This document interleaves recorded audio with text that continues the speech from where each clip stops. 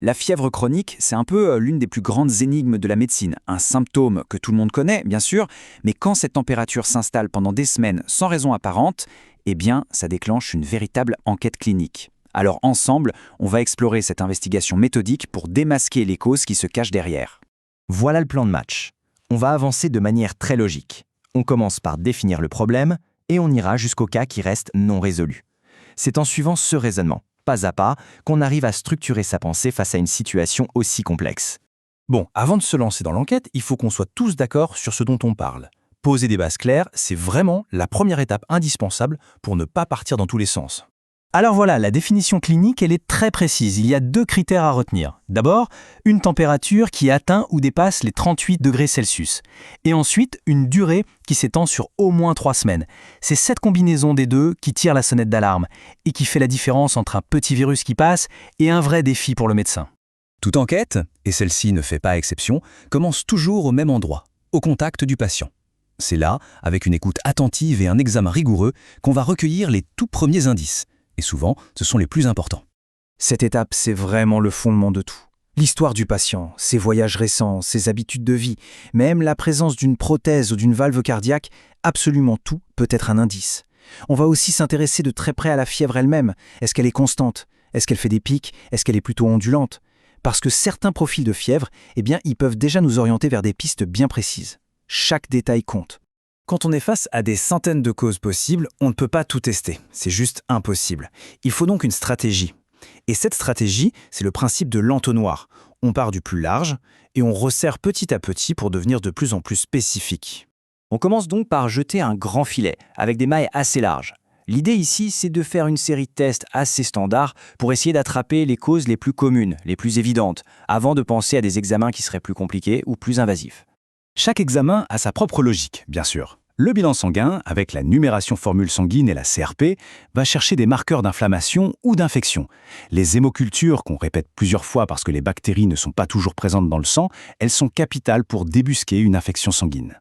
L'analyse d'urine, les CBU, cible une potentielle infection urinaire. On fait aussi des sérologies pour chercher des virus bien connus comme le VIH ou ceux qui donnent la mononucléose. Et enfin, un peu d'imagerie de base, comme la radio des poumons, l'écho du ventre, et même un panoramique dentaire pour traquer un abcès ou un foyer infectieux bien caché.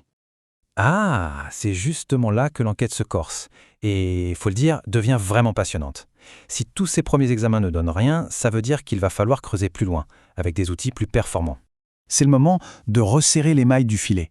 Les examens qu'on va faire maintenant sont beaucoup plus spécifiques, plus ciblés. On va chercher des pathologies plus rares ou qui savent mieux se cacher. Là, on va chercher des bactéries plus inhabituelles, comme celles qui donnent la maladie des griffes du chat.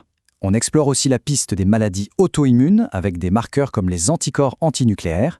Le TEP-scan, lui, est un outil absolument formidable.